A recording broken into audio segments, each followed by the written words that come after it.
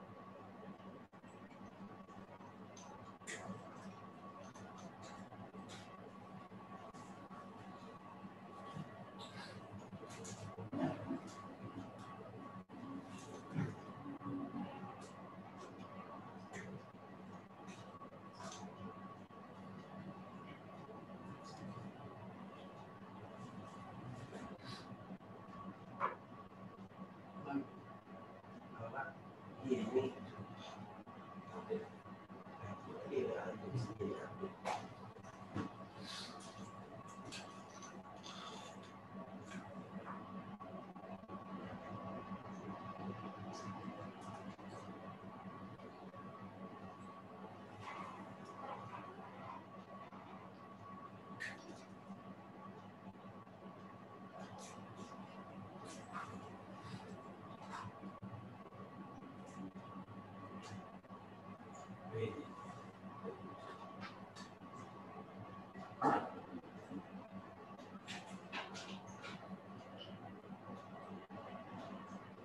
Sebenarnya tadi kita bisa pasang itu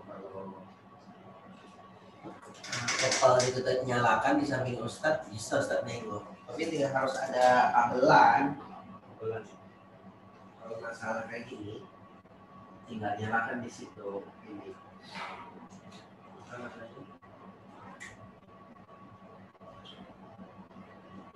Tapi bisa sebenarnya kan dari sini loh. Nah, tinggal diarahkan ke sini aja kan.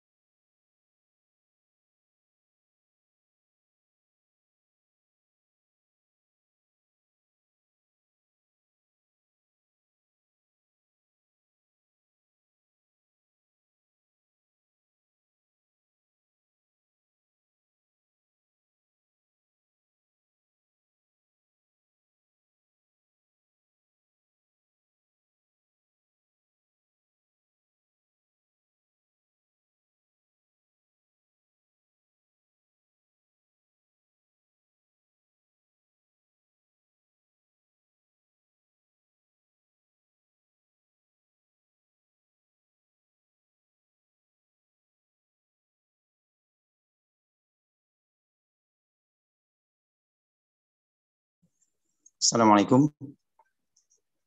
Assalamualaikum. Panitia bisa mendengar suara Ana?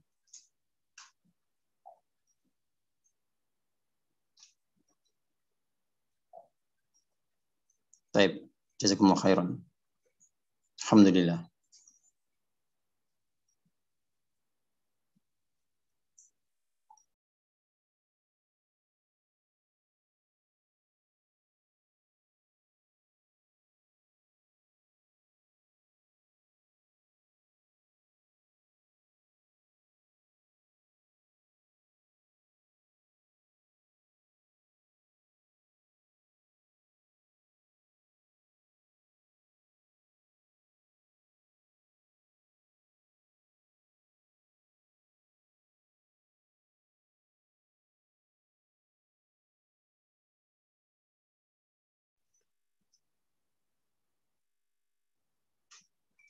Insya Allah kita akan mulai 1 menit ke depan. Insya Allah ta'ala.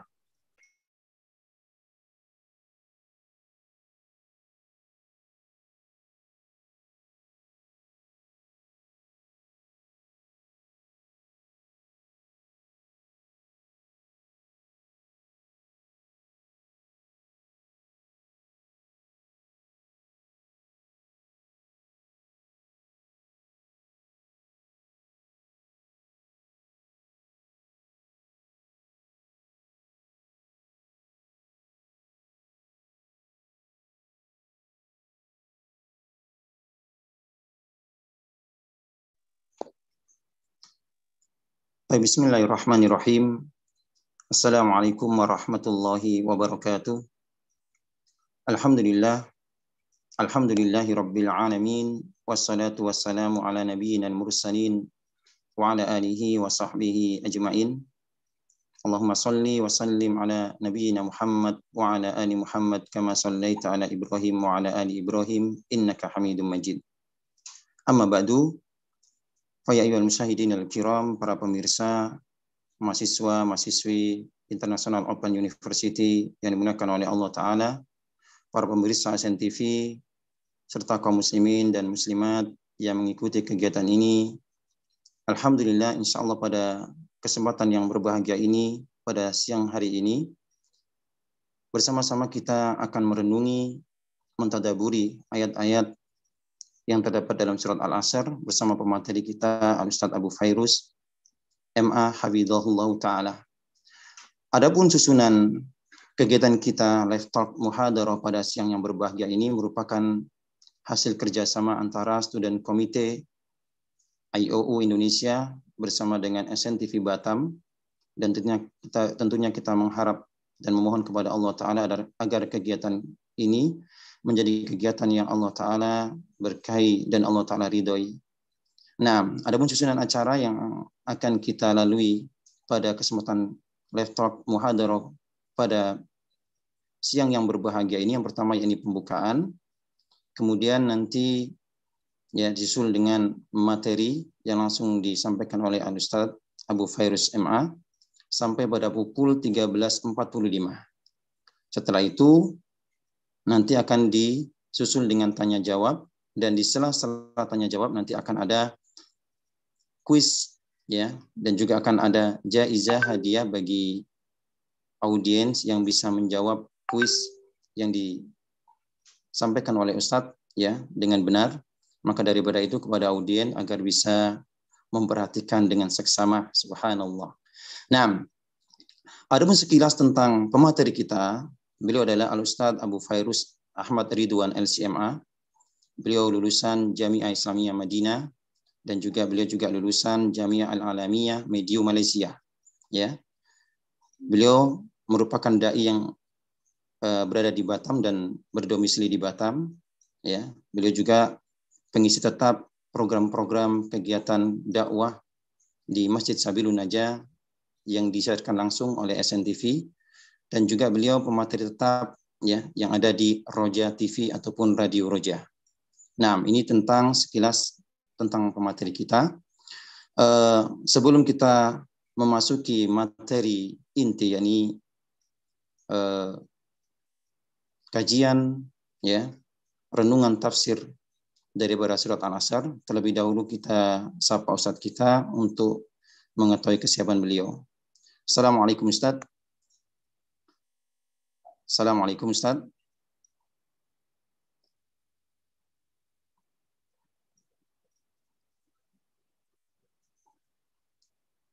Assalamualaikum Ustadz Abu Fairuz.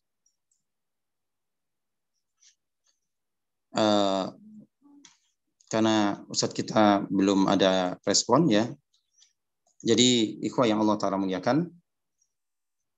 Adapun terselenggaranya acara ini, yakni kegiatan live talk muhadarah ini merupakan kerjasama antara IAU Indonesia, yang mana IAU Indonesia ini merupakan International Open University yang merupakan cabang daripada IAU pusat yang ada di Gambia. Subhanallah. Ya, jadi IAU ini merupakan universitas yang pembelajarannya itu secara online, ya, yang pusatnya di Gambia, di bawah pengasuhan Dr. Bilal Philip, ya, dan juga kerjasama dengan SNTV Sabilun Najah TV, ya, yang mana Sabilun Najah TV ini merupakan salah satu channel TV yang menyiarkan program-program dakwah yang ada di Sabilun Najah dan juga sekitarnya. Subhanallah. Nah, ikhwah dan akhwat yang Allah Ta'ala muliakan, ya, tentunya kerjasama ini kita harapkan akan berkelanjutan ke depan untuk memberikan manfaat kepada mahasiswa, mahasiswi dan juga memberikan manfaat kepada kaum muslimin di Batam dan juga di Indonesia secara umum, ya. Subhanallah. Nah, dan juga kegiatan ini dilakukan beberapa kali dan menghadirkan narasumber, ya, dai-dai kita dari seluruh penjuru tanah air, ya. Dan tentunya ini merupakan ta'awun yang subhanallah yang bermanfaat, ta'awun yang semoga diberkahi oleh Allah tabaraka wa taala. Nah, kita sapa Ustaz kita dahulu. Assalamualaikum Ustaz.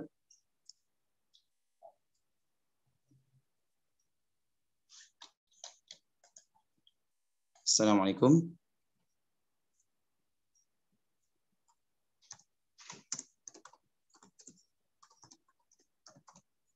Nah, bismillah.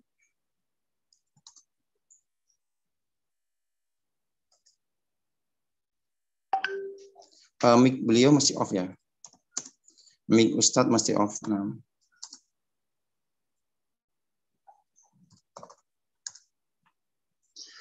Mic Ustadz, tolong Ustadz di on-kan mic-nya dahulu.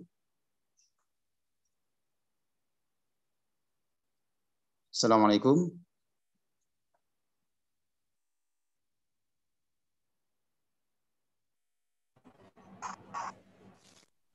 Assalamualaikum Ustadz.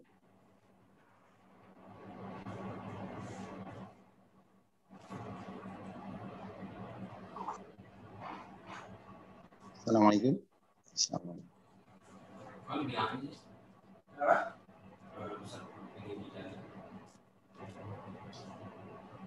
Nah, sambil mendengar kita tunggu kesiapan dari Ustadz kita, ya.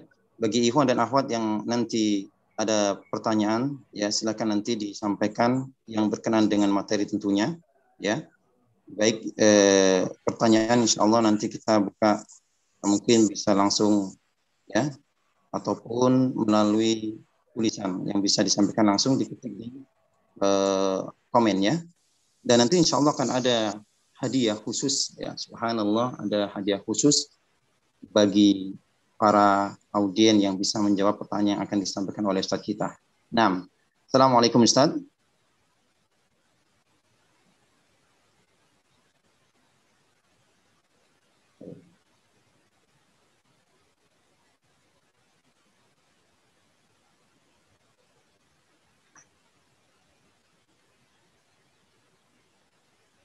Nah,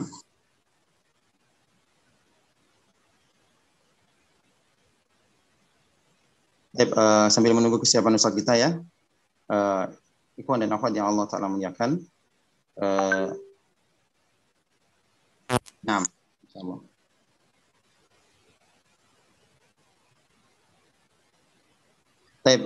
Ana barusan mendapat kabar dari beliau, ya, hafizallah Ta'ala, Insya Allah kita akan mulai sekitar pukul 13.10 ataupun 13.12. Insya Allah Ta'ala, karena beliau ada halangan sebentar. Nah, sambil menunggu beliau, mungkin kita akan membicarakan sekilas tentang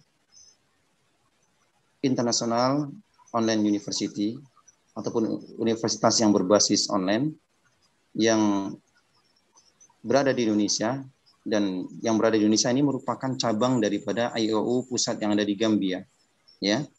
Adapun IOU pusat yang ada di Gambia ini menggunakan bahasa pengantar, bahasa bahasa Inggris dan juga bahasa Arab untuk ya program ya MAIS Arabik, ya. Adapun program-program yang lainnya itu menggunakan bahasa Inggris basicnya. Adapun di Indonesia ini menggunakan bahasa Indonesia. Subhanallah. Dan kelebihan kampus ini, ya, kampus ini cocok bagi para ya kaum muslim dan muslimat yang sibuk, ya, para umahat yang di rumah yang tidak bisa atau tidak bisa masuk ya belajar secara offline, ya, maka tentunya waktu yang bisa dan yang fleksibel yang bisa digunakan untuk belajar bisa didapatkan di IOU ya Indonesia. Subhanallah. Nah, adapun berkenaan dengan ya program-program IOU bisa di searching ataupun bisa dicari informasi di link bahasa IOU Edu GM. Ya, ini untuk yang berbahasa Indonesia. Adapun yang berbahasa yang pusat berbahasa Inggris ya. IOU International Open University yang bisa diakses ataupun tes Google. Nah, kemudian kerjasama ini, kegiatan ini juga bekerjasama dengan SNTV ya, subhanallah. SNTV ini merupakan channel TV yang ada di Batam yang menyiarkan kajian-kajian sunnah ya, terutama kegiatan yang ada di Masjid Sabilun Najah. Full ya, subhanallah, setiap hari, pagi dan juga sore ya. Nah, adapun SNTV bisa dilihat di Facebook ya, fanpage Facebook SNTV ataupun di YouTube. Dan kawan-kawan bisa mengaksesnya dan mengambil manfaat daripada siaran-siaran dakwah yang ada di SNTV. Nah, subhanallah. Nah, assalamualaikum Ustaz, apakah sudah siap? Ke belakang sebentar lagi. Oh, nah, kita tunggu insya Allah.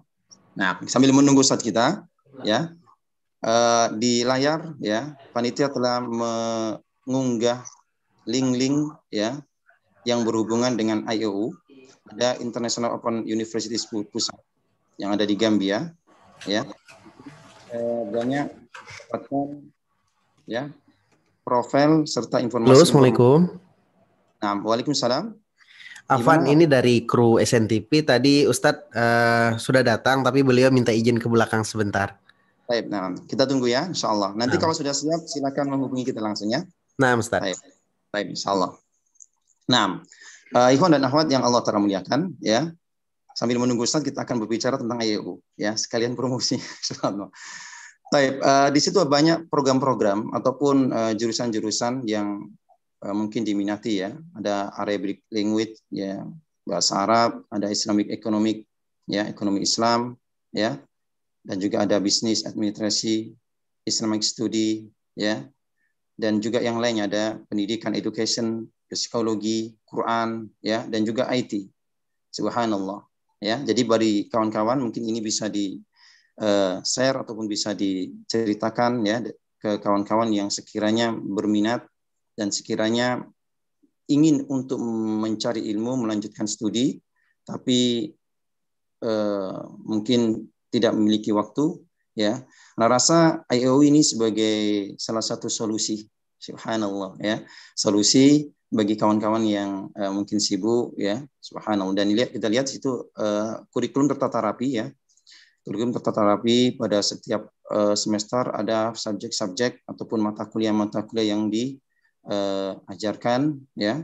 Dan di situ juga ada bagi kawan-kawan yang ingin mengetahui lebih lanjut bisa bertanya di helpdesk, ya, yang ada di bawah kanan, ya, atau juga melalui WhatsApp. Nah, dan anak sendiri alhamdulillah, ya, Ana termasuk graduate lulusan di MAIS ya, program S2 di IOU ya, subhanallah. Nah, dan sekarang sudah ada yang berbahasa Arab ya, bagi kawan-kawan yang subhanallah ingin melanjutkan bahasa Arabnya, di sini ada program MA S2 berbahasa Arab ya.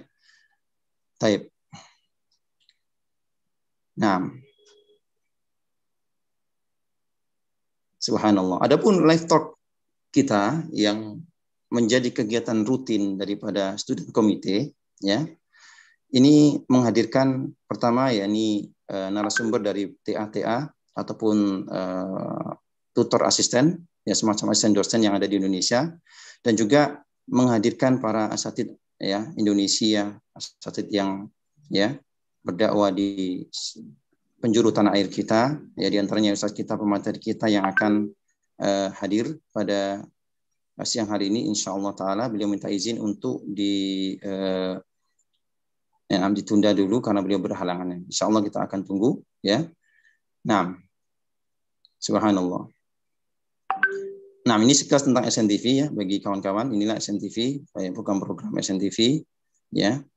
Dan SNTV ini menyiarkan secara langsung setiap hari. Subhanallah. Alhamdulillah, ini salah satu nikmat ya.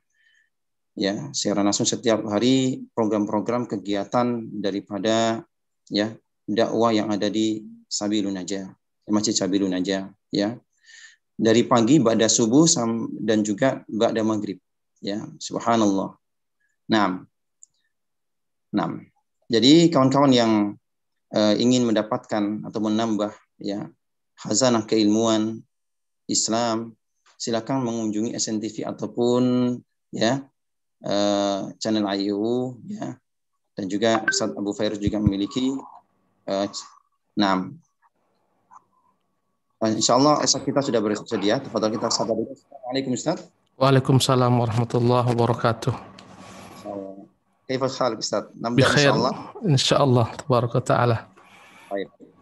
Baik ikhwan dan akhwat pemirsa yang dimuliakan oleh Allah taala, Ustaz kita sudah siap insyaallah, dan insyaallah beliau akan mengisi ya judul live talk muhadarah pada siang hari ini, yakni tafsir daripada surat Al-Asr ya.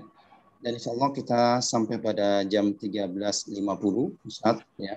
Bagi kawan-kawan silakan ya menyiapkan catatannya, nanti ada kuis berhadiah bagi siapa yang bisa menjawab pertanyaan yang disampaikan oleh Ustaz. Tafadhal Ustaz, nabda. Jazakallah khairan. Bismillahirrahmanirrahim.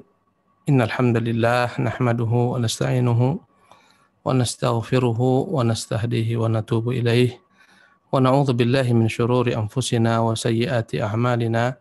Man yahdihillahu fala mudilla lahu wa man yudlilhu fala hadiyalah. Asyhadu an la ilaha illallah wahdahu la syarikalah wa asyhadu anna Muhammadan abduhu wa rasuluhu la nabiyya ba'dah. Amma ba'du, rabbi shrah li sadri wa yassir li amri wahlul 'uqdatam min lisani yafqahu qawli. Rabbi zidni ilma warzuqni fahma wa amalan mutaqabbala. Allahumma ya hayyu ya qayyum bi rahmatika astaghitsu. Aslih li sya'ni kullahu wa la takilni ila nafsi tarfata 'ain.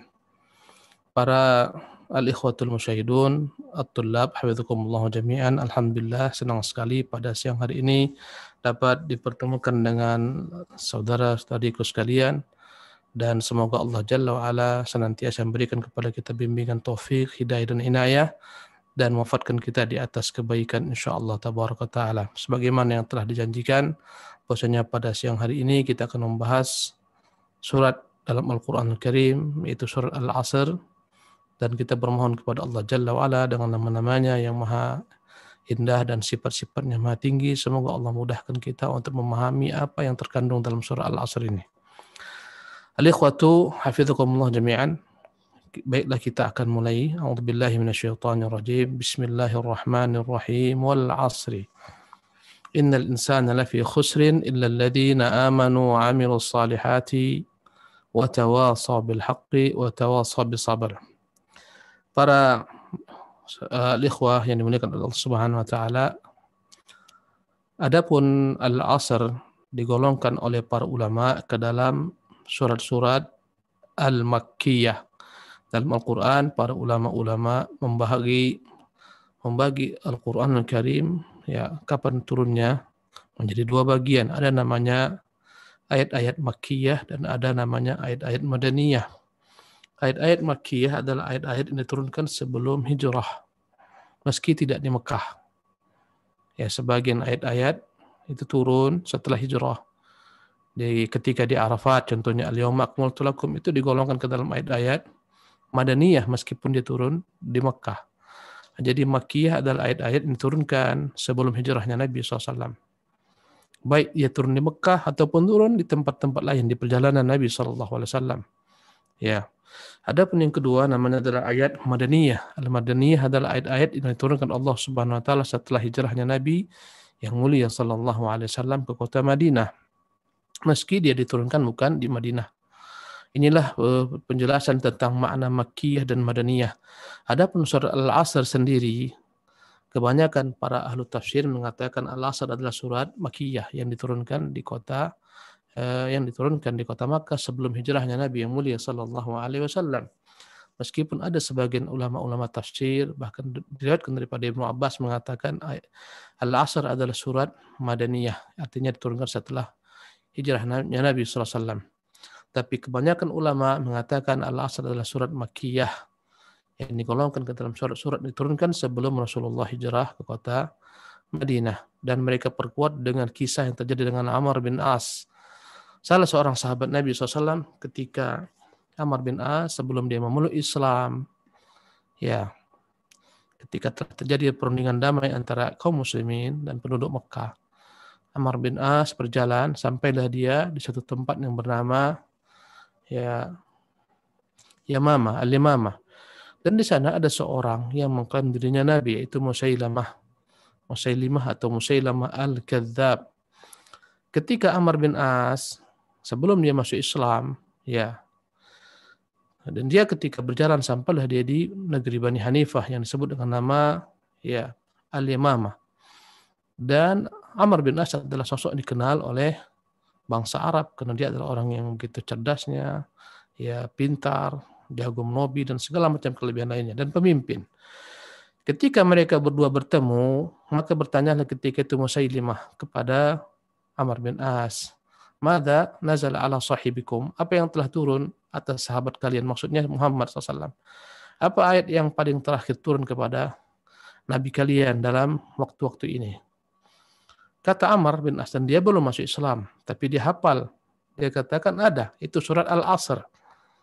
Allah berfirman, "Wal asri innal insana lafi khusrin illa alladziina amanu wa aminus shalihat wa tawassaw bil haqq wa tawassaw bis sabr." Inilah ayat yang terakhir turun kepada Muhammad, kata Amr, dan dia belum memeluk Islam. Ya, maka berkatalah ketika itu Musailimah Al-Kadzab, "Aku pun telah datang kepadaku wahyu." Ya, dia berpikir sejenak, kemudian dia mengeluarkan beberapa kata-kata yang dia katakan wahyu. Kata Amr, "Kalau begitu kau pendengarkanlah kepadaku apa wahyu yang telah turun kepadamu." Dia katakan wabar, wa ma adraka ma wabar. Ya. Intinya Amr bin As menyebutkan kepada Musailimah Al-Kadzab menyebutkan kepada Amr bin As bait-bait kata yang tidak memiliki makna yang dalam. Wabar adalah sejenis binatang. Wa ma adraka ma wabar. Ya. Tahukah engkau apa itu binatang wabar? Ya. Laisa lahu illa ra'sun wa sadar. Dia hanya tampak padanya kepala dan dada, katanya. Maka ketika itu, pemirsa sekalian, para alikhwatu tullab wal akhwat, berkatalah Amr bin As, "Wallahi inni la a'lam annaka ta'lam annaka kadzib." Demi Allah aku tahu sesungguhnya engkau tahu engkau adalah pendusta. Ya, karena tak dapat dibandingkan antara Al-Asr yang begitu dalam maknanya dengan wabar, wa ma adraka ma wabar. Dari sinilah para ulama-ulama tafsir mengatakan surat ini digolongkan ke dalam surat Makkiyah. Pemirsa yang dimuliakan oleh Allah Subhanahu wa taala, kita akan memulai penjelasan tentang ayat per ayat. Wabillahi taufik. Allah Jalla wa ala berfirman, "Wal 'asri." Wa dalam bahasa Arab ya digunakan sebagai adatul qasam, sebagai sarana untuk bersumpah. Ya. Dan dalam agama kita dilarang bersumpah dengan makhluk. Tapi Allah Jalla wa ala banyak bersumpah dengan makhluk. Karena kita harus mengagungkan Allah dalam bersumpah. Adapun Allah ketika bersumpah demi makhluknya menunjukkan tentang betapa pentingnya peran makhluk tersebut. Banyak Allah bersumpah dengan makhluk-makhluk yang luar biasa. Di antaranya di sini Allah bersumpah demi al-asr wal asri, demi al-asr. Dalam Al-Quran Allah banyak bersumpah demi matahari, demi bulan, wan najmi idza hawa, demi bintang ketika bintang tenggelam, wasyamsi waduhaha, demi matahari dan demi waktu duha. Banyak, wattini wazzaitun, demi buah tin dan zaitun, dan setiap yang Allah Subhanahu wa taala jadikan sebagai sarana bersumpah dengannya adalah merupakan makhluk-makhluk yang luar biasa. Ya, seperti Allah bersumpah demi matahari, demi bulan, wal qamari, demi bulan. Ya, menunjukkan inilah makhluk-makhluk yang luar biasa perannya dalam kehidupan manusia. Dengan matahari kita mengetahui jadwal waktu salat. Dengan adanya perubahan matahari, ya berubah pula lah tanggal umur manusia. Demikian juga bulan. Ya, kata Allah lita'lamu 'adadas sinina wal hisab, agar kalian mengetahui bilangan-bilangan hari dan tahun-tahun serta perhitungan segala macam transaksi kalian. Maka ketika Allah bersumpah di sini wal asri, demi al-asr, menunjukkan pentingnya al-asr. Apa itu al-asr? Kebanyakan para ahli tafsir mengatakan al-asru maknanya adalah ad-dahru, yang kita artikan dalam bahasa Indonesia demi masa. Ya, al-asru ad-dahru, masa. Ya, waktu. Ya, yang padanya kehidupan manusia. Wal asri, demi masa. Sebagian ahli tafsir mengatakan al-asr adalah penggalan akhir daripada siang, waktu siang. Sebagaimana kita mengatakan salat asar, salatul asri. Salat asar adalah ketika condong matahari ke arah barat, ketika bayang-bayang seorang sudah setinggi dia, itulah waktu asar. Condong ke barat. Sebagian mengatakan al-asr adalah waktu asar, yaitu waktu siang yang paling akhir. Sebagian mengatakan ini pendapat yang paling banyak, al-asru adalah merupakan ad-dahru, demi masa. Ya. Pemirsa yang dimuliakan oleh Allah Subhanahu wa taala, ketika Allah bersumpah demi masa menunjukkan pentingnya masa. Masa adalah merupakan modal yang Allah berikan kepada setiap makhluk bernama manusia. Berkata Al-Hasan Basri kepada manusia, "Ya ayyuhan nasu innaka anta ayyamun." Wahai manusia, engkau adalah merupakan kumpulan daripada bilangan hari-hari. Allahu Akbar. Maka begitu pentingnya peran masa ini karena dialah merupakan modal manusia untuk berjumpa Allah Subhanahu wa taala dalam keadaan berbahagia, beruntung, diridhai Allah, menjadi ahli surga, atau berjumpa dalam keadaan Allah murka kepadanya, buntung, dimasukkan ke dalam neraka. Allahu Akbar. Karena itulah Allah bersumpah demi masa ini karena pentingnya masa.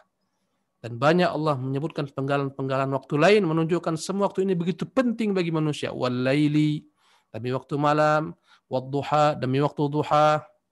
Ya, ini semua adalah penggalan-penggalan waktu yang merupakan modal bagi manusia. Subhanallah.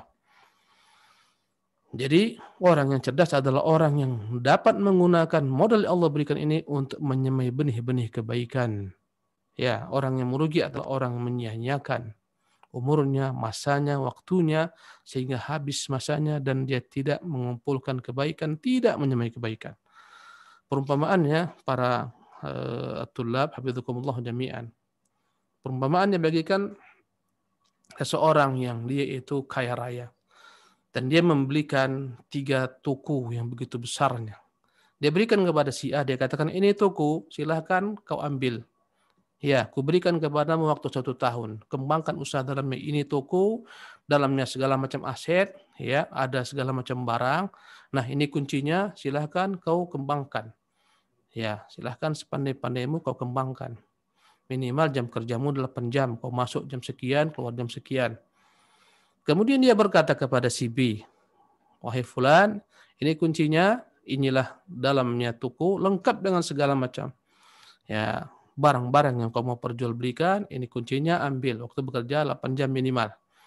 Dan dia berikan kepada yang ketiga, misalnya si C, yang C ini pun untukmu, ada toko, dalamnya semua sudah ada barang, silahkan kembangkan. Segala macam keuntungan itu untuk kalian, kembalikan modalnya nanti. Kalau andai kata memang ada modalnya, kembalikan kepada saya, keuntungan ambil untuk kalian, saya tidak mengambil keuntungan. Subhanallah. Maka si A, ya, orang ini mengikuti sebagaimana saran yang memberikan amanah. Dia masuk, ya 8 jam seharian, dia bekerja, dia berjual beli, subhanallah. Sampai datang masanya setahun, dia pun beruntung. Ya, untung dia ambil, subhanallah. Kemudian dia serahkan, kembalikan modalnya kepada sang pemilik. Ini si A. Adapun si B, dia mengatakan, aman. 1 tahun waktu yang panjang. Dia berleha-leha, dia bersantai-santai. Dia tak peduli, kadang dia buka, kadang dia tutup. Lambat laun dia makan daripada modal. Subhanallah, modal pun mulai termakan sedikit demi sedikit.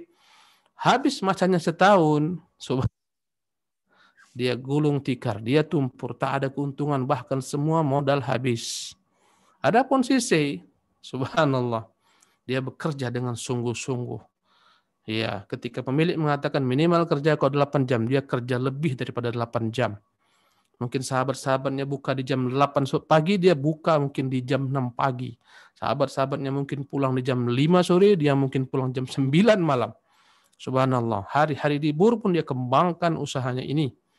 Ya, barang-barang tak hanya cukup dijual di toko, dia masukkan ke dalam jual beli online, bahkan dia jual kepada tetangga-tetangganya. Subhanallah, dia buat lagi di bawah kaki-kaki tangannya. Subhanallah, 1 tahun dia beruntung 10 kali lipat daripada modal. Datanglah masanya, dia katakan, wahai Tuhan, ini modal yang kau berikan. Subhanallah, dan dia mendapatkan 10 kali keuntungan. Subhanallah. Begitu jugalah dengan manusia. Allah berikan kita waktu yang sama. Para tulab sekalian, Allah berikan kita waktu yang sama. Semua mendapatkan jatah 24 jam sehari semalam. Ya, 5 tahun, 4 tahun, selesai hafalan Quran. Subhanallah, selesai hafalan hadis, mahir berbahasa Arab. Ya, sebab 4 tahun, hafalan Qurannya tak selesai. Mungkin 3 juz pun dia sulit, 2 juz pun tak lancar. Bahasa Arabnya terbata-bata. Subhanallah. Ya, mungkin kalaupun lulus pas-pasan nilainya. Dan sebagian daripada para pelajar mungkin gagal, subhanallah, tak bisa naik tingkat. Padahal waktunya sama. Allahu Akbar. Maka ini adalah orang-orang yang merugi. Pemirsa yang dimuliakan Allah Subhanahu wa taala, begitulah kondisi manusia. Tak sedikit, bahkan kebanyakan manusia menyia-nyiakan waktunya. Karena itulah Allah bersumpah, demi waktu ini menunjukkan pentingnya waktu untuk dijaga. Dialah umurmu, kata Hasan Basri, idza dhahaba yaumuka dhahaba ba'duka. Andai kata telah berakhir 1 hari lewat, hari berkuranglah umurmu. Subhanallah. Ya. Dan dahulu para salafus salih, mereka itu begitu bersedih karena dikata 1 harian, mereka evaluasi ulang apa yang telah mereka kerjakan. Jika mereka menemukan diri mereka tidak banyak mengamalkan kebaikan, mereka bersedih. Subhanallah.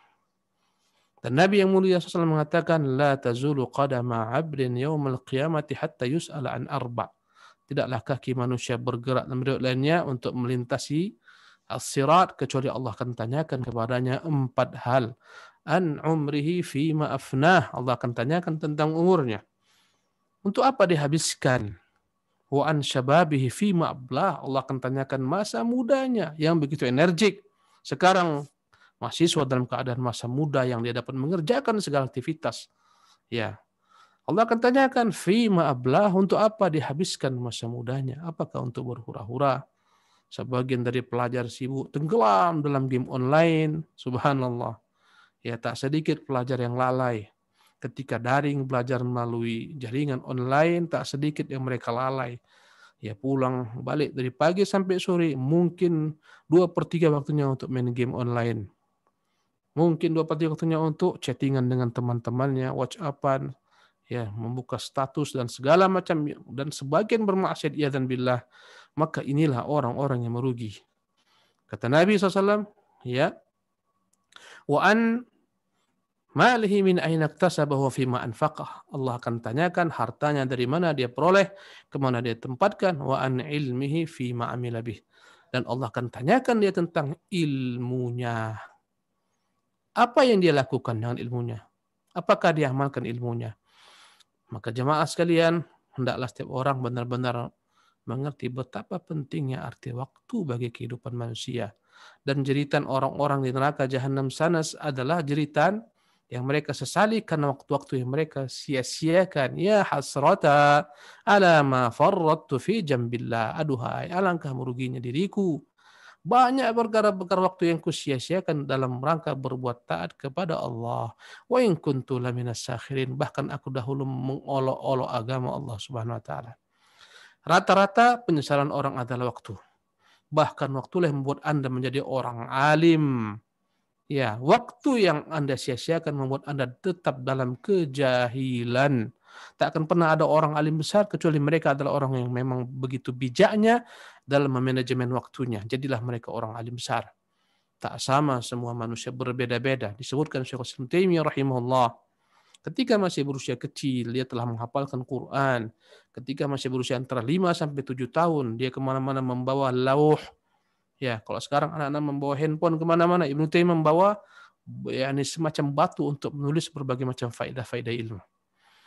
Ketika ada yang bertanya kepadanya, ya, mengapa kau tak bermain-main dengan teman-teman sebayamu? Dia katakan, ma khuliqtu lil-la'ib. Aku tidak diciptakan Allah untuk bermain-main. Allahu Akbar. Maka lihatlah bagaimana Syekhul Islam menjadi orang besar. Lihatlah bagaimana Ibnu Abbas yang mengajak kawan-kawannya untuk belajar. Kata kawan-kawannya, Ibnu Abbas, kita terlampau kecil. Orang tak akan butuh kepada kita. Ini masih banyak sahabat-sahabat senior. Ibnu Abbas tinggalkan kawan-kawannya, dia berguru kepada sahabat-sahabat Nabi, datang kepada para sahabat-sahabat Nabi, belajar kepada mereka. Akhirnya Ibnu Abbas menjadi ulama besar dalam Islam. Allahu Akbar. Wal asri innal insana lafi khusrin. Kata Allah dalam surat yang kedua, dalam ayat yang kedua, ya. Ya, ayatnya hanya 3 saja. Walaupun 3 ayatnya begitu dahsyat sehingga kata Imam Syafi'i rahimahullah, sekiranya tidaklah turun dalam Quran kecuali Al-Asri saja, surat Al-Asri saja cukup bagi manusia. Subhanallah. Hanya 3 tapi begitu dalam maknanya, dan seluruh agama ada pada Al-Asr ini. Ya, wal asri innal insana lafi khusrin. Tadi saya sebutkan bahwasanya Allah bersumpah demi makhluknya, menunjukkan begitu dahsyatnya peran makhluk tersebut bagi kehidupan manusia. Dan kita dilarang bersumpah kecuali dengan nama Allah. Kata Nabi kita, man halafa falyahlib billah. Barang siapa yang bersumpah, hendaklah bersumpah dengan nama Allah Subhanahu wa taala. Faman halafa bi ghairillahi faqad asyrak. Barang siapa yang bersumpah dengan selain Allah, dia telah tergelincir ke dalam kesyirikan. Maka setelah Allah Subhanahu wa taala bersumpah di masa jawabul qasamnya. Tadi adatul qasam dan qasam, jawabul qasam, jawaban sumpahnya innal insana lafi khusrin.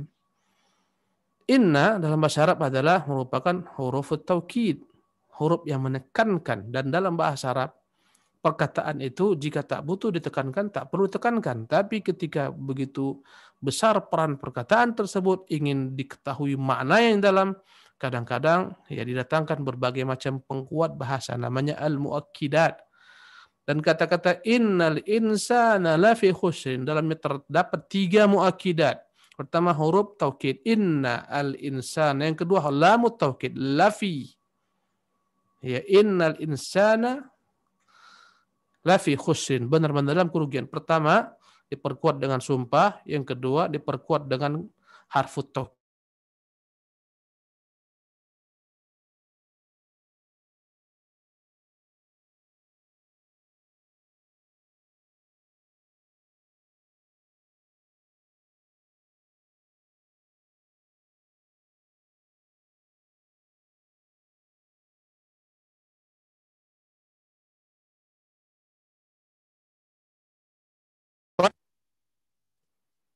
Anak-anak mahasiswa sekalian, berselisih para ahli tafsir tentang al-istitsna di sini illa alladziina amanu. Kecuali innal insana lafi khusrin, sesungguhnya manusia benar-benar dalam kerugian. Illal ladzina amanu, kecuali orang-orang yang beriman. Ya. Dari situlah mereka berbeda dalam menafsirkan makna al-insan. Sebagian besar ahlu tafsir mengatakan al-istitsna pada huruf illa adalah istitsna yang muttasil, menyambung. Maka makna al-insan di sini adalah ya ismul jins yashmalu jami'il bashar. Jadi arti innal insana, sesungguhnya jenis manusia apapun dia, mukminkah dia, kafirkah dia, apapun bangsanya, apapun bahasanya, semua mereka lafi khusrin, kecuali benar-benar dalam kerugian.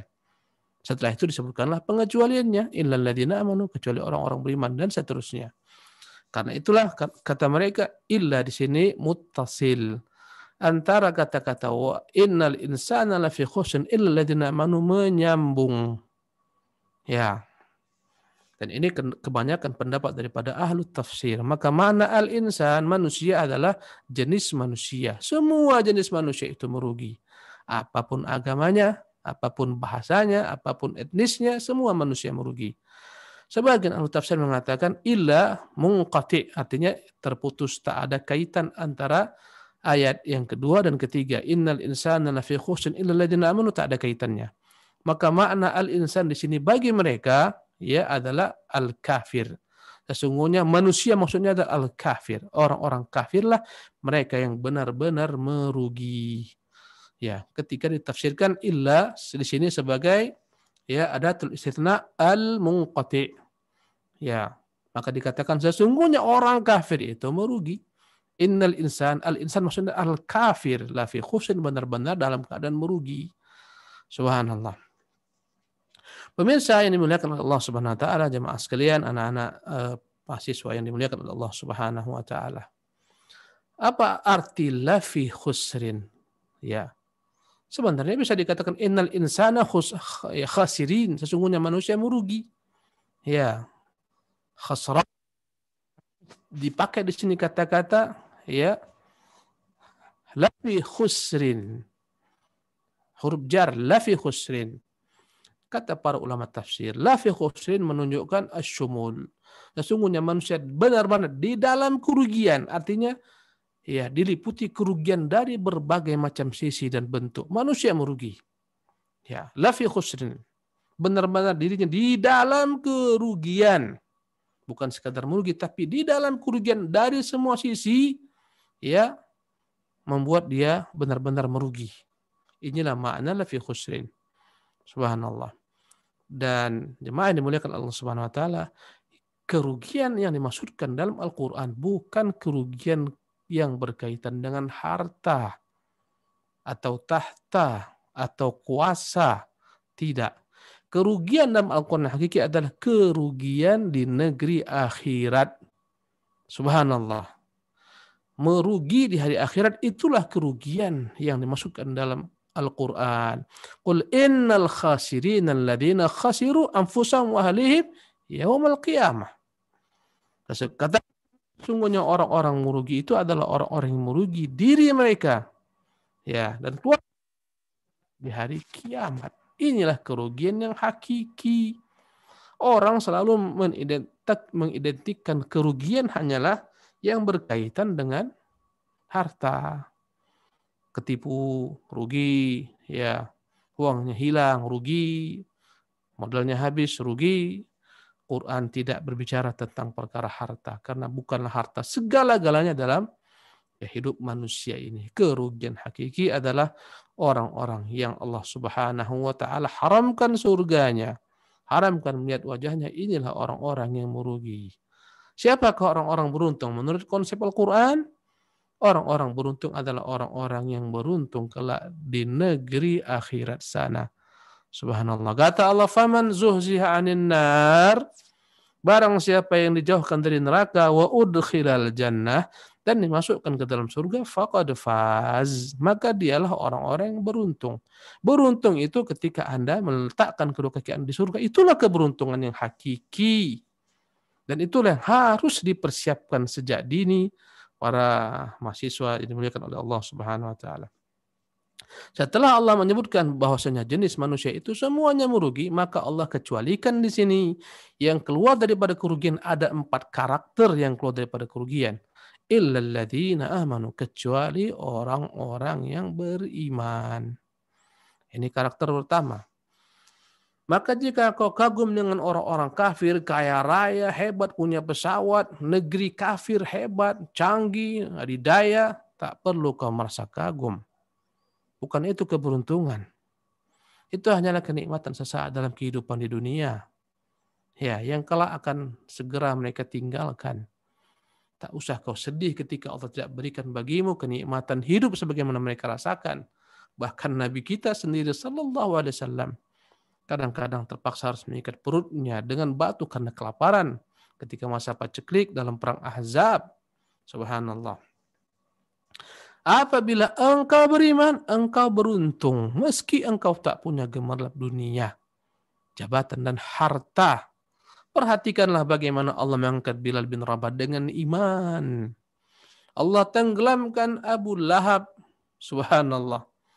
Dengan kekufuran padahal dia adalah merupakan pamannya Nabi kontan. Bilal tak ada hubungan dengan Nabi, dan ini menunjukkan Islam agama yang anti rasis. Tak ada dalam Islam istilah rasis. Bilal itu Allah angkat setinggi-tinggi derajatnya, setinggi-tinggi derajatnya. Padahal dia bukan orang Quraisy, bahkan dia adalah mantan budak dari negeri Habsyah. Sementara Allah muliakan Salman, padahal dari Persia. Allah muliakan Suhaib, padahal dari Romawi, contohnya. Ya, walaupun sebenarnya Suhaib bukan dari negeri Romawi asalnya, tapi dia ditawan di negeri Romawi asal. Ya, ini menunjukkan kepada kita bahwasanya Islam anti yang namanya rasis. Masya Allah. Maka imanlah yang mengangkat derajat seseorang. Jika seseorang tak beriman, dialah orang paling merugi, apapun ceritanya. Dan apakah itu iman? Iman secara bahasa maknanya tasdiq. Pembenaran, membenarkan, itulah makna iman secara bahasa. Sebagaimana dalam surat Yusuf dikatakan ya oleh saudara-saudara Yusuf kepada ayahnya, "Wa ma anta bimu'minin lana walau kunna shadiqin." Wahai ayahanda, sesungguhnya ayahanda tak akan pernah percaya kepada kami walaupun kami jujur.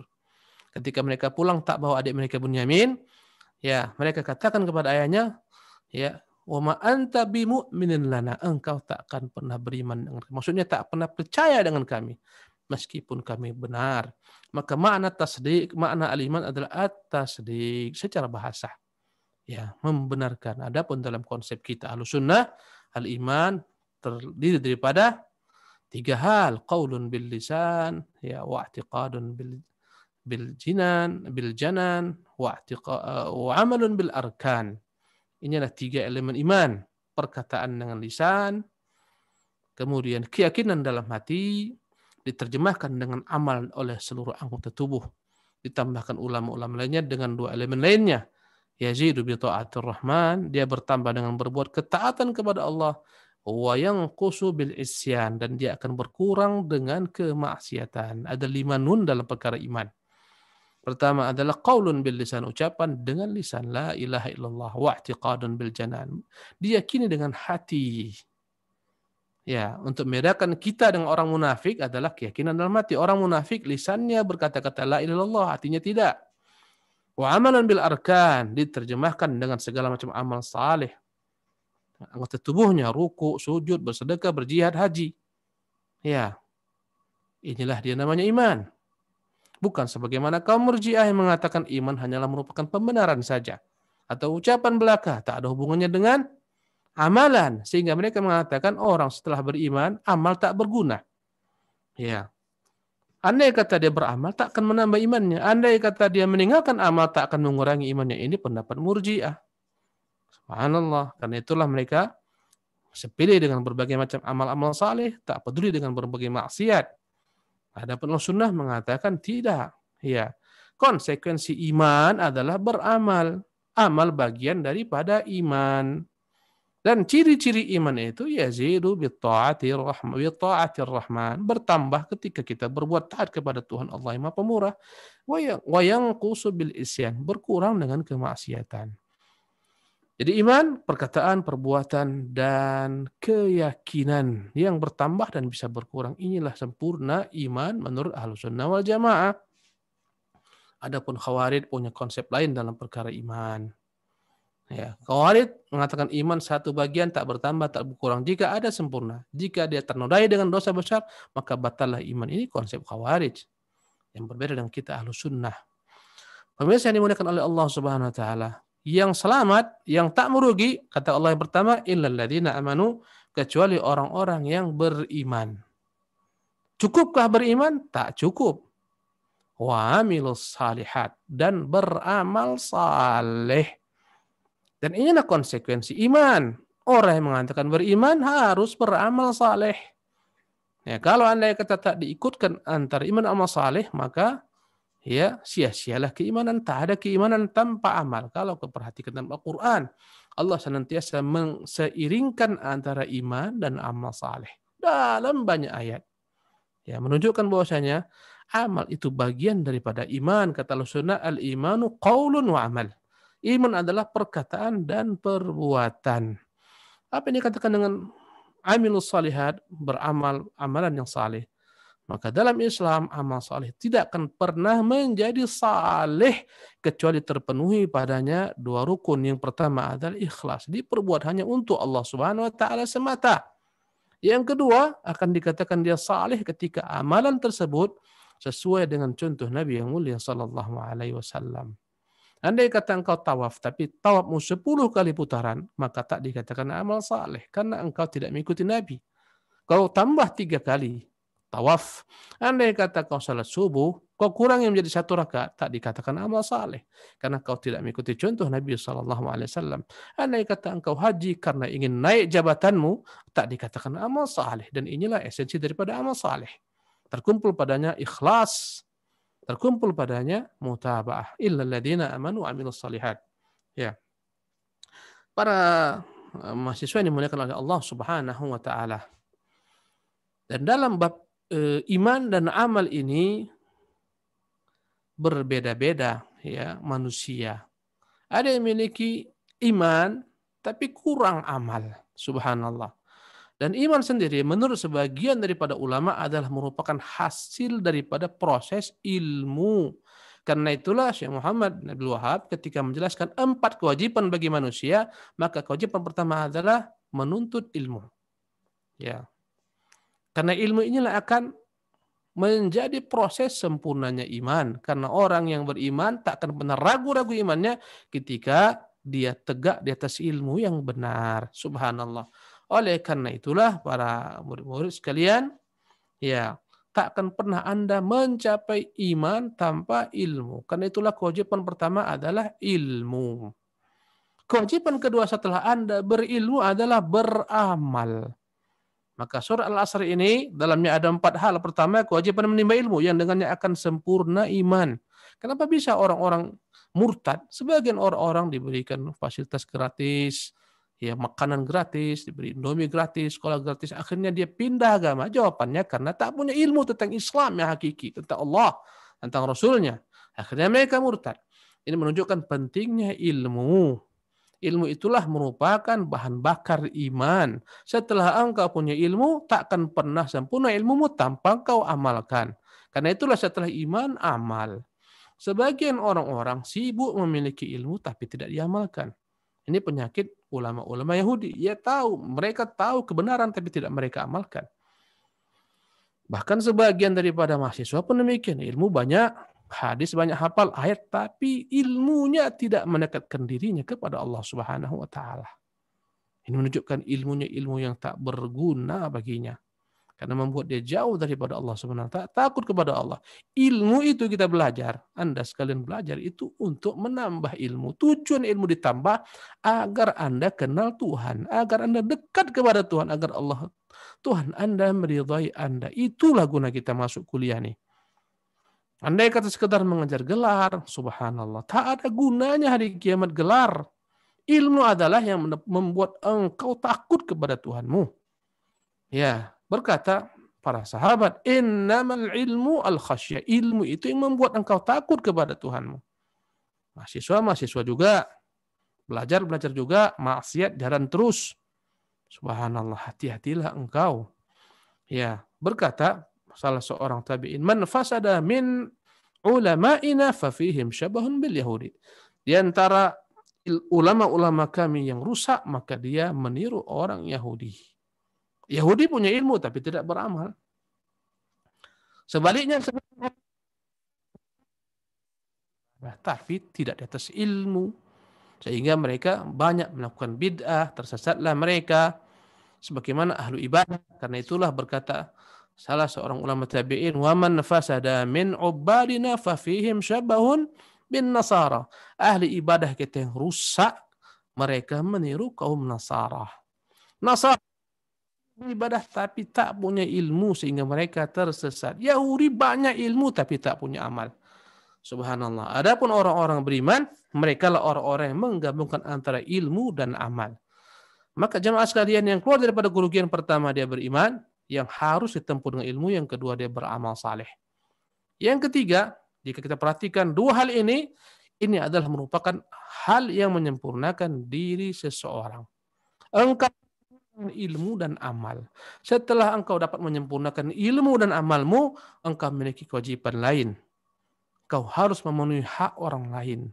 Apa hak orang lain? Itulah dia bagian yang ketiga dan keempat. Illal ladzina amanu wa amilus shalihat. Ini dua bagian pertama. Bagian yang ketiganya, wa tawassaw bil haqq. Ya, dan mereka saling memberikan wejangan, petuah, wasiat satu sama lain, saling ingat mengingatkan. Wa tawassaw bil haqq, arti bil haqq, dengan Allah, karena al-haq adalah merupakan nama Allah. Mereka saling memberikan wasiat manusia agar taat kepada Allah, ingat kepada Allah, berzikir kepada Allah, beramal saleh untuk Allah Subhanahu wa taala. Dan al-haq adalah juga diartikan kebenaran, agar mereka manusia satu sama lain saling mengingatkan orang untuk melakukan kebenaran di atas kebenaran. Inilah makna al-haq dan inilah kewajiban dakwah. Maka yang membuat orang selamat daripada kerugian, satu, menimba ilmu, yang ujungnya adalah iman yang kokoh. Kedua, beramal. Ini menyempurnakan dirinya. Setelah diri sempurna, tak cukup tanpa dia sempurnakan pula orang lain. Karena agama kita agama dakwah. Wasabil haq. Katakan kepada manusia, ini kebenaran, ini kebatilan, ini sunnah, ini bid'ah, ini tauhid, ini syirik. Dakwah. Dan dakwah adalah merupakan profesi yang paling terbaik secara mutlak. Ya, maka jadilah engkau seorang yang pendakwah yang mendakwahi manusia dengan kapasitas yang kau miliki. Wa man ahsanu qawlan mimman da'a ila Allah wa 'amila salihah wa qala innani minal muslimin. Adakah orang lebih baik daripada orang yang mengatakan, ya, daripada orang yang menyeru manusia kepada Allah? Maka tak ada profesi lebih baik kecuali profesi sebagai pendai yang menyeru, mendakwahkan manusia kepada agama Allah. Baik dakwah dengan ilmu, baik dakwah dengan sifat, akhlak, karakter, budi pekerti. Ya, dakwah bil lisan, dakwah bil hal. Semuanya dakwah. Jadi dakwah bukan hanya dengan ilmu, dengan sikapmu saja engkau telah mendakwahi manusia. Seorang pedagang yang jujur, ya, banyak pedagang-pedagang yang masuk ke negeri kita ini. Mereka misinya berdagang, tapi mereka membawa agama. Akhirnya tersebarlah Islam. Karena kejujuran mereka, santunnya mereka, budi pekerti mereka, ini juga bagian daripada dakwah. Subhanallah. Maka tidak boleh tidak, engkau harus mendakwakan ilmu kepada orang-orang. Kau mulaikan daripada dirimu, kau selamatkan, dan orang terdekat setelahmu. Kata Allah, ya ayyuhalladzina amanu, qu anfusakum wa ahlikum narah. Wahai orang beriman, jagalah dirimu dan keluargamu. Kata Allah kepada nabinya, wa anzir ashiratakal aqrabin. Beritakanlah, ya, kabar kerabat-kerabatmu yang dekat. Kata Allah Subhanahu wa taala, wa ati dzal qurba haqqah, berikanlah hak kerabat dekat. Dakwahi mereka yang sekitarmu. Subhanallah. Dan sungguh besar keutamaan dakwah. Kata Rasulullah kepada Ali, ya Ali, jika ada seorang mendapat petunjuk dengan sebabmu, lebih baik bagimu daripada unta-unta merah. Subhanallah. Ya, maka alangkah banyaknya pahala yang kau raih setelah engkau belajar menimba ilmu, engkau amalkan, kau dakwahi. Apabila engkau mati dan apa yang kau dakwahi kepada manusia diamalkan manusia, terus-menerus mengalir pahalanya untukmu walaupun engkau telah meninggal. Subhanallah. Ya, guru-guru memiliki peran yang begitu dahsyat mengajarkan kebaikan walaupun dia telah meninggal. Ilmunya yang disebarkan bermanfaat bagi manusia akan membuat semakin tinggi jenjang, yakni tingkatan kedudukannya di sisi Allah kelak di hari kiamat. Sebagaimana kata Nabi, jika anak Adam telah meninggal, idza mata ibnu Adam qata amaluh, terputus amalan illa min thalathin, kecuali tiga, di antaranya adalah ilmun yuntafa'u bihi, ilmu yang bermanfaat. Subhanallah. Maka yang paling utama adalah para nabi. Setelah itu adalah pewaris para nabi. Subhanallah. Mereka lah para ulama, para penimba ilmu yang mengambil ilmu daripada para ulama-ulama mereka. Jadi ini yang ketiga yang membuat orang keluar daripada kerugian. Subhanallah. Dan yang ketiga tak sempurna tanpa yang keempat. Apa yang keempat? Wa tawassaw bis sabri. Ya. Dan hendaklah mereka saling mewasiatkan, saling menyeru, saling mengajak satu sama lain agar mereka seluruhnya berada di atas kesabaran. 3 hal yang pertama tak akan mungkin dapat sempurna tanpa yang keempat. Sabar. Subhanallah. Anda sekarang ingin memperoleh ilmu harus sabar. Sabar mendengarkan kajian, menulis faedah-faedah, sabar mengulangi, subhanallah. Ya, ketika Anda mengamalkan amal saleh juga harus bersabar. Dan para ulama membagi sabar menjadi 3 tingkatan. Pertama adalah as-sabru ala ta'atillah. Sabar dengan segala macam ketaatan kepada Allah. Sabar menjalankan sholat, berpuasa, bagi perempuan sabar menggunakan hijabnya, jilbabnya. Ya, sabar atas ketaatan kepada Allah Subhanahu wa taala. Ya. Inilah kesabaran pertama dan inilah setinggi-tinggi tingkat kesabaran as-sabru ala ta'atillah. Ya, maka hendaklah kita bersabar dalam berbuat segala macam ketaatan kepada Allah. Ketika kita berhenti daripada kesabaran, habislah. Maka tak adalah namanya keistiqomahan. Istiqomah itu engkau bersabar dalam ketaatan sampai Allah mencabut nyawamu. Itulah istiqomah.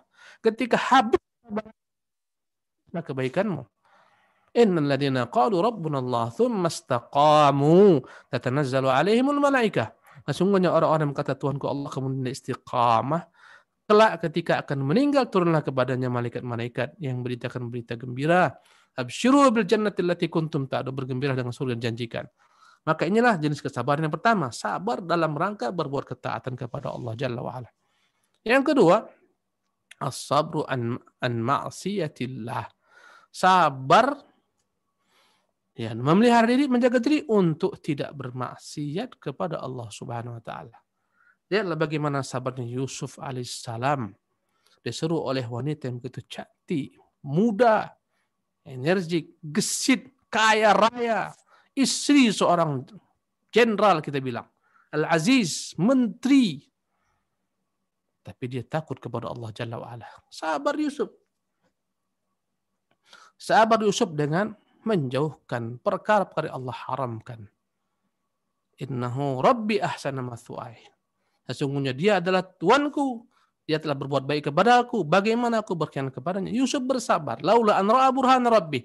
Sekiranya dia tidak melihat tanda-tanda daripada Tuhannya. Subhanallah.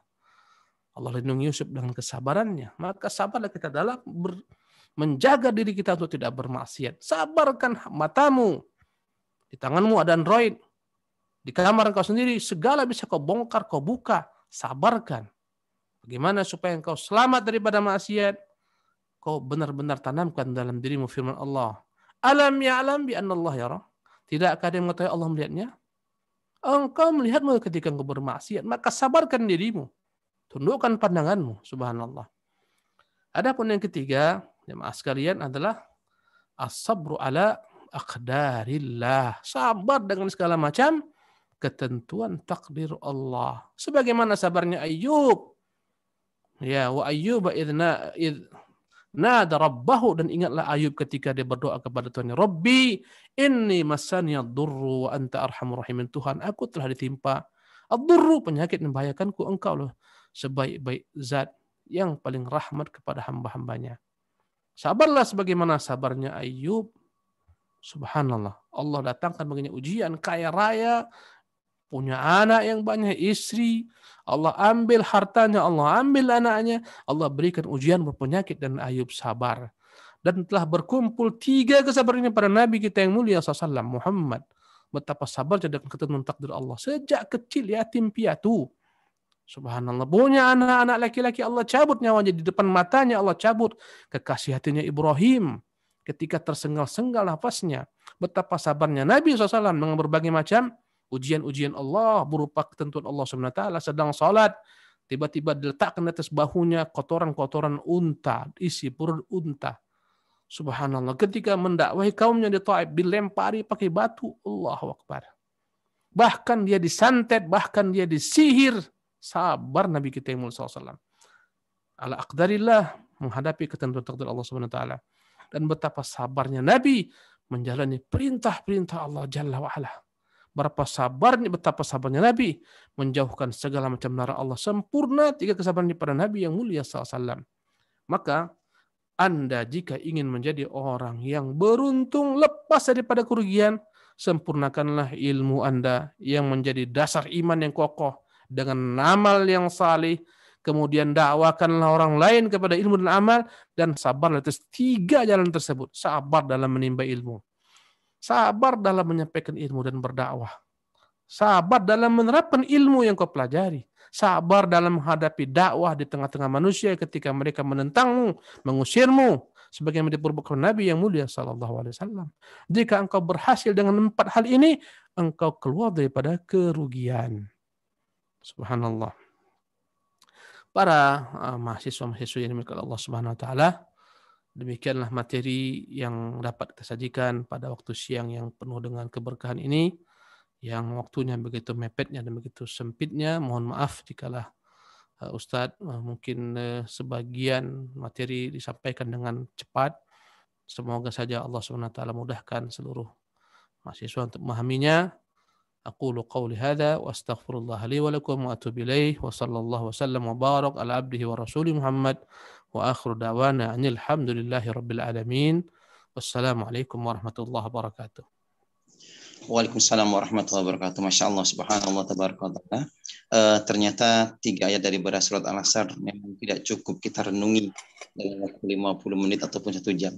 Tapi kita masuk pada sesi tanya jawab. Ustadz, ini sudah ada masuk ya pertanyaan dari mahasiswa ini. Jazakallah khairan Ustadz atas nasihat yang dalam. Izin bertanya, bagaimana mengaitkan hadis kullu bani Adam khata'un dengan ilmu yang sudah kita dapatkan tapi kita masih terkadang suka bermaksiat. Mohon nasihatnya Ustaz. Nah, bismillah walhamdulillah wassalatu wassalamu ala ba'du. Adapun sabda Nabi kullu bani Adam khata'un menunjukkan karakter manusia yang tak pernah sempurna. Setiap bani Adam pasti dia berdosa bersalah. Ya, tak akan pernah engkau itu lepas daripada dosa. Dan dosa bukanlah masalah, tapi masalahnya adalah teruskah engkau dalam dosa? Tak adakah keinginan untuk tobat? Mengapa kau tak segera bertobat? Ketika Allah menyebutkan ciri-ciri orang bertakwa, bukan orang yang tak punya dosa. Ya, kata Allah, wasari'u ila maghfiratin min rabbikum. Bersegera kalian menuju ampunan Tuhan kalian, wa jannatin arduhas samawat, menuju surga yang luasnya seluas langit dan bumi, uiddat lil muttaqin, yang disiapkan kepada orang-orang bertakwa. Siapa mereka yang bertakwa ini? Di antara sifat mereka alladzina idza fa'alu fahishatan aw Allah fastaghfaru lidzunubihim wa man yaghfiru dzunuba illa Allah wa lam yusirru ala ma fa'alu wa hum ya'lamun. Jadi orang bertakwa bukan orang tak pernah berdosa. Bagaimana kau bandingkan dirimu dengan Adam? Adam itu bapak manusia. Ibnu Qayyim menyebutkan Adam Allah berikan akal yang sempurna karena Allah ciptakan Adam dengan 2 tangannya. Andai kata akal anak-anaknya seperti kita yang dibandingkan dengan akal ayah kita Adam, maka kita adalah merupakan tetesan-tetesan air di samudra yang luas. Samudra yang luas itulah akal Adam. Tapi Allah mengatakan tentang Adam, fa'asa Adamu rabbahu. Adam akhirnya tergelincir bermaksiat kepada Tuhannya. Maka perkataan Nabi kullu bani Adam khata'un, setiap anak Adam berdosa, ini adalah merupakan asal fitrah manusia yang lemah, zaluman, yang selalu menzalimi dirinya, jahulan yang bodoh. Tapi tidakkah kau lihat di ujung hadis ini, wa khairul khatta'ina tawwabun. Sebaik-baik orang yang besar adalah orang yang mau bertobat. Subhanallah.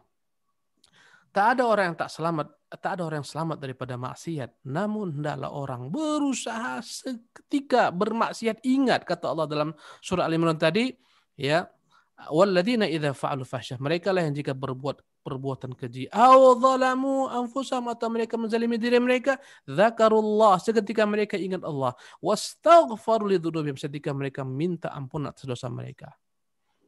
Wa man yaghfiru dzunuba illa Allah, mereka tahu tidak ada yang mengampuni dosa kecuali Allah Subhanahu wa taala. Walam yusiru, dan mereka tidak pernah membanggakan maksiat mereka, menjelaskan, mengajak orang. Inilah ciri-ciri orang yang Allah Subhanahu wa taala ampunkan. Segera ingat Allah, segera beristighfar, segera menyesal, dan taubat akan dikatakan sempurna jika terpenuhi padanya beberapa syarat. Imam dalam kitab Riyadhus Shalihin, Imam Nawawi rahimahullah menyebutkan 3 syarat taubat. Pertama adalah an-nadam, menyesal. Andai kata engkau berbuat dosa, tak ada penyesalan dalam dirimu, engkau tidak dikatakan bertobat. Menyesal, an-nadam. Yang kedua, al-iqla' 'anil ma'siyah. Berusaha dia berlepas daripada maksiat tersebut. Jangan menjauhi segala macam sebab.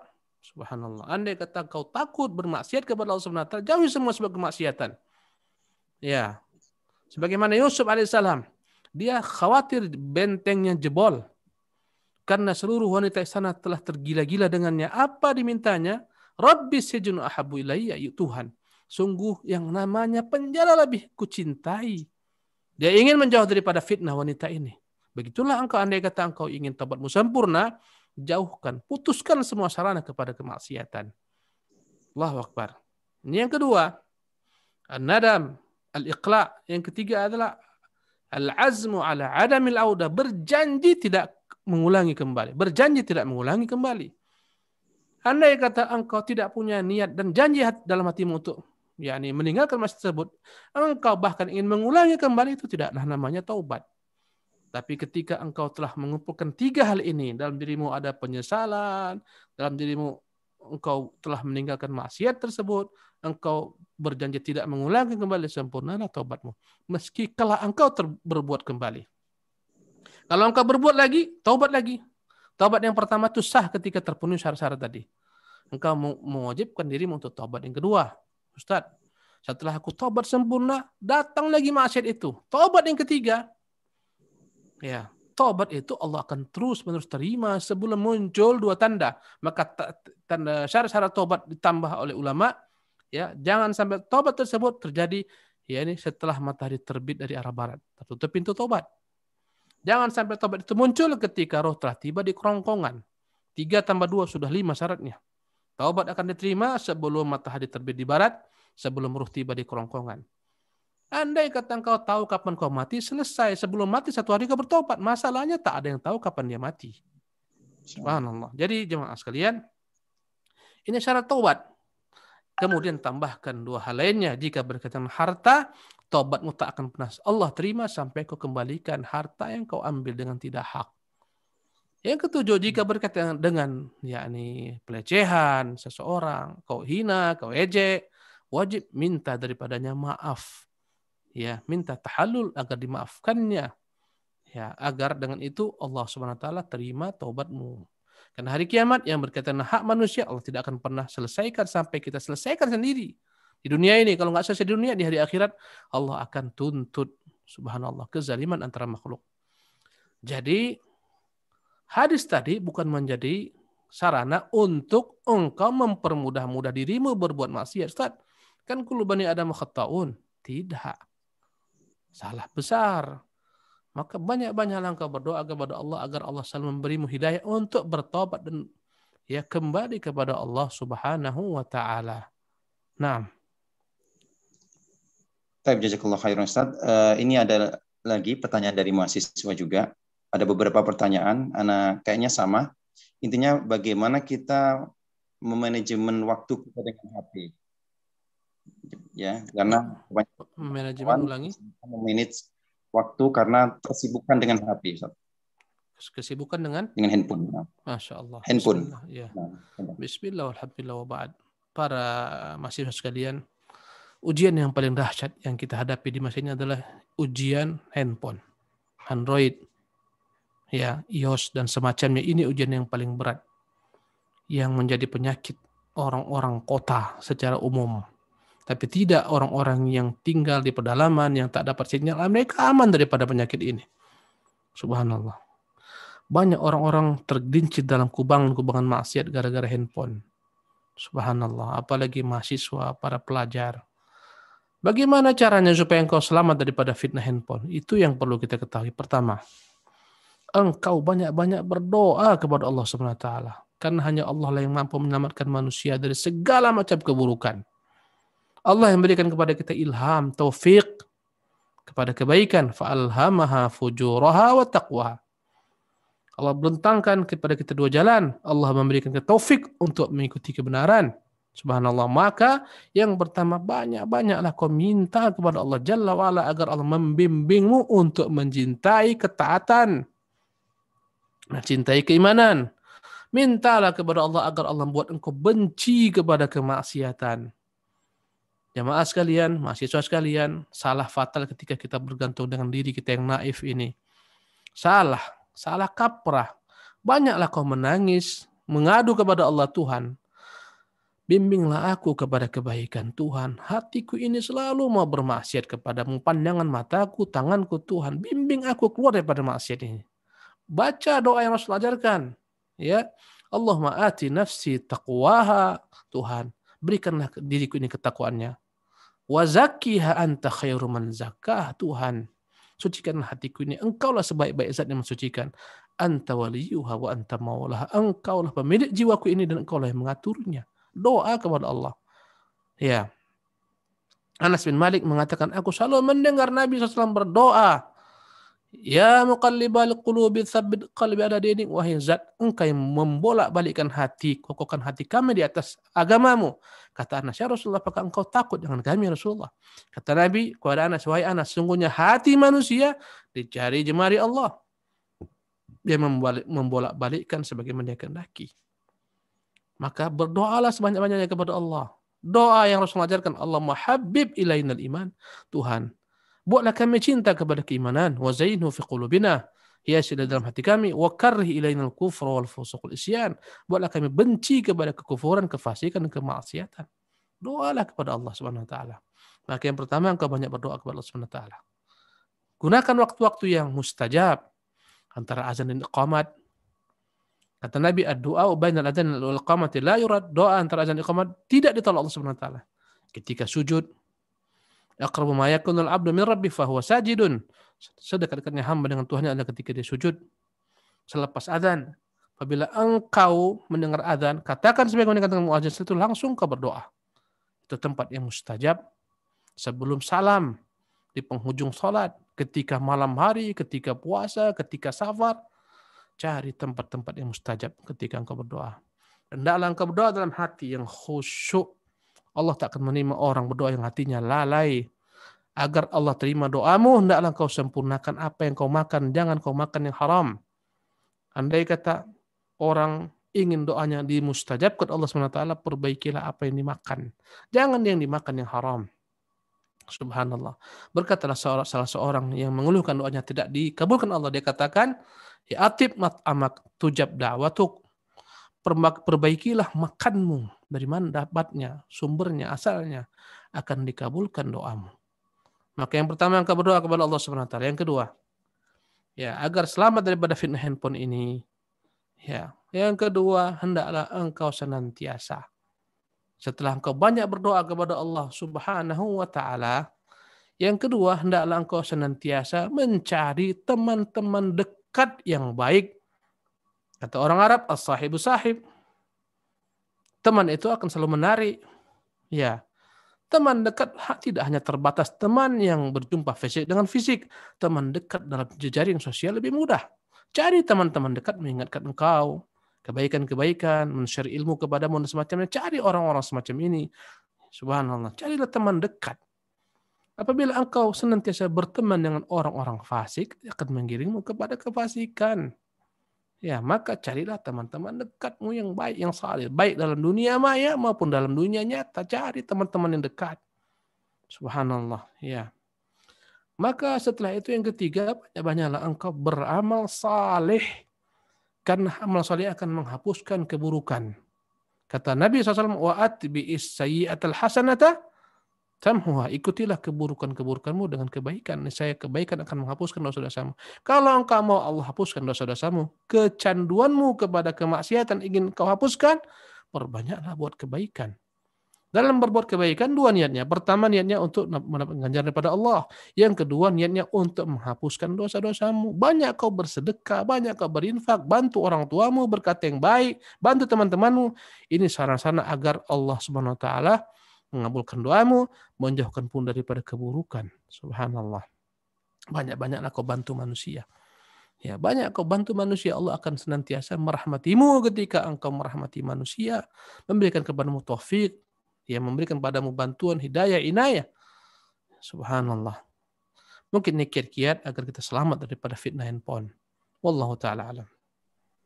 Baik, mungkin ada satu pertanyaan lagi Ustaz yang kayaknya ada yang langsung bertanya kepada atas nama John Lee Rahmat, ini kayaknya pemirsa Asian TV. Tafadhal akhi John Lee. Bisa langsung dihidupkan. Assalamualaikum Ustaz. Waalaikumsalam warahmatullahi wabarakatuh. Tafadhal. Ibnu Syahril di Talu Kuantan Ustaz. Ahsanta. Tafadhal Ibnu Syahril. Hayyakallah. Silakan. Ya begini Ustaz. Bagaimana apa yang harus kita lakukan, karena setiap kali kita menuntut ilmu terus menuntut ilmu, tapi kita selalu jatuh terhadap dosa dan dosa-dosa yang sama Ustaz. Ya. Apakah ini menunjukkan ketidakberkahan ilmu tersebut atau memang kurang ikhlasnya kita dalam menuntut ilmu atau bagaimana Ustaz? Oh iya. Ya. Jazakallah khairan Ustaz. Oh iya. Bismillah, alhamdulillah, wassalatu wassalamu rasulillah wa ala alihi wa ba'du. Kadang-kadang kita menimba ilmu, tapi kenapa kita masih terjatuh kepada maksiat, malas berbuat taat? Jawabannya, ya, jawabannya adalah kau luruskan niatmu dalam menuntut ilmu. Kau luruskan. Bagaimana supaya kita selamat? Tuntutlah ilmu agar kau dekat kepada Allah. Tuntutlah ilmu agar engkau dicintai Allah. Jangan kita menimba ilmu yang kita pikirkan kepentingan orang. Aku mau jadi ustadz besar, syekh kabir. Aku mau jadi seorang dosen. Aku mau jadi seorang alim ditunjuk manusia. Tidak. Menuntut ilmu agar kau dekat kepada Tuhanmu. Agar kau kenal siapa Tuhanmu. Ya. Ilmu yang kau tuntut dengan tujuan ini, inilah ilmu yang akan membuat engkau benar-benar terjaga, terpelihara dari berbagai macam keburukan-keburukan. Sebagian orang menimba ilmu, niatnya tak murni untuk beribadah kepada Allah. Mau cari ijazah, mau cari gelar, mau cari kerja yang baik, profesi yang baik, gaji yang besar. Ya ilahi. Ilmu dituntut agar kau dekat kepada Allah, agar kau kenal siapa Tuhanmu. Agar kau merasa indah ketika beribadah dengan Tuhanmu. Agar kau mengenal nama-nama Tuhanmu. Agar kau mengenal sifat-sifat Tuhanmu. Agar kau tahu apa sih perintah-perintah Tuhanmu. Agar kau kenal apa yang dicintainya, apa yang diridhoi, apa yang dibencinya. Demi Allah, andai kata setiap orang menuntut ilmu tujuannya agar dekat kepada Allah Subhanahu wa taala, agar dia kenal kepada Allah Subhanahu wa taala, agar dicintai Allah Subhanahu wa taala, agar dia dapat beribadah menyembah Allah, inilah ilmu yang dapat menyelamatkannya daripada segala macam keburukan. Maka mari kita sama-sama luruskan niat kita. Ya, karena ilmu tidak hakikatnya kalau benar niatnya akan membuat orang takut kepada Allah Subhanahu wa taala. Kenapa orang menimba ilmu tapi masih tergelincir dalam berbagai macam maksiat? Niat-niat yang tak sempurna, niat-niat yang kurang. Ya. Maka sempurnakan niatmu. Belajar agar engkau dekat kepada Tuhanmu. Bukan agar kau terkenal, engkau menjadi ustadz yang besar, ustadz yang kondang. Jauhi segala macam hal-hal semacam ini. Insya Allah Allah akan lindungi engkau daripada keburukan dengan niat yang ikhlas. Wallahu ta'ala alam. Baik, mungkin kita tutup sesi tanya jawab. Sekarang ada kuis Ustadz, silakan Ustadz memberikan pertanyaan yang akan nanti dijawab oleh audiens ya. Nanti insya Allah ada jaizah dari panitia. Fadhal Ustaz. Bismillah, alhamdulillah, wassalatu wassalamu ala rasulillah wa ala alihi wa Mohon Ustadz dijelaskan kepada Ustadz dan kepada kawan-kawan sekalian. Tadi saya sebutkan di pangkal kajian bahwasanya ya Al-Quranul Karim secara umum itu digolongkan menjadi dua bagian. Ada Makkiyah, ada Madaniyah. Mohon dijelaskan apa makna Makkiyah, apa makna Madaniyah. Nah.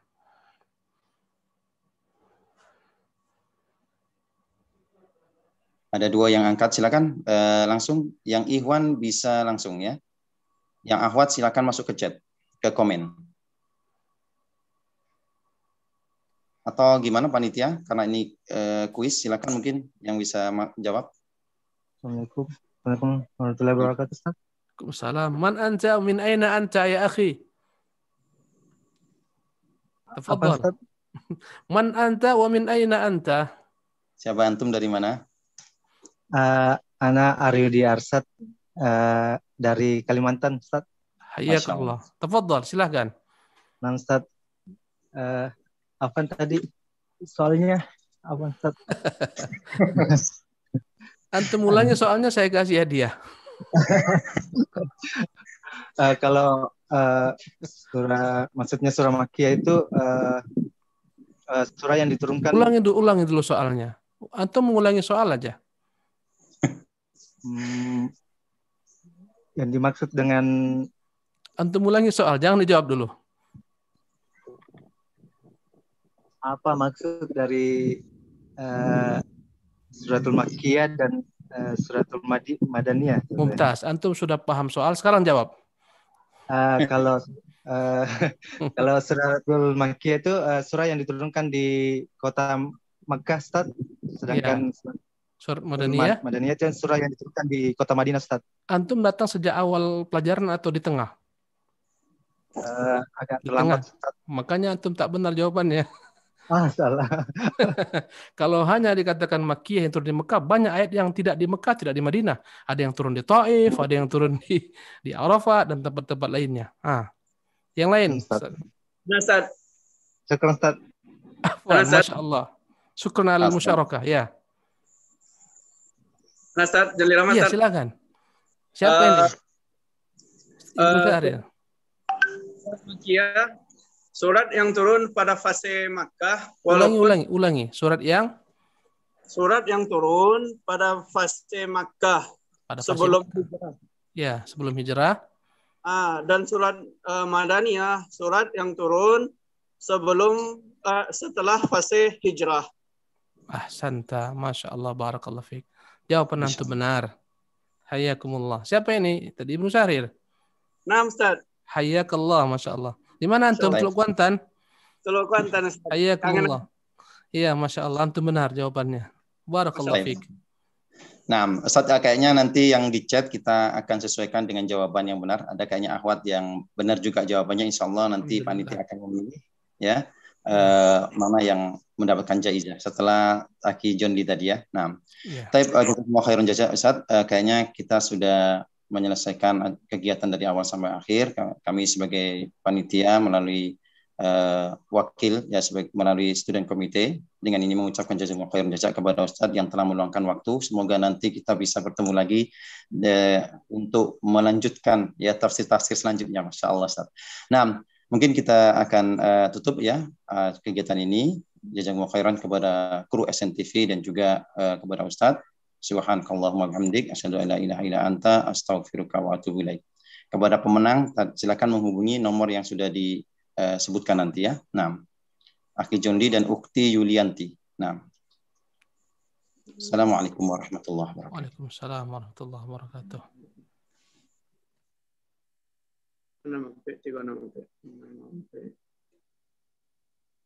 Salam. 97 sampai 6.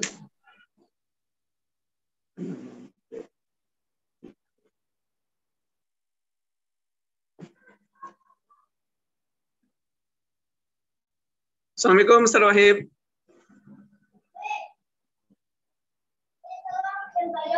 Ya.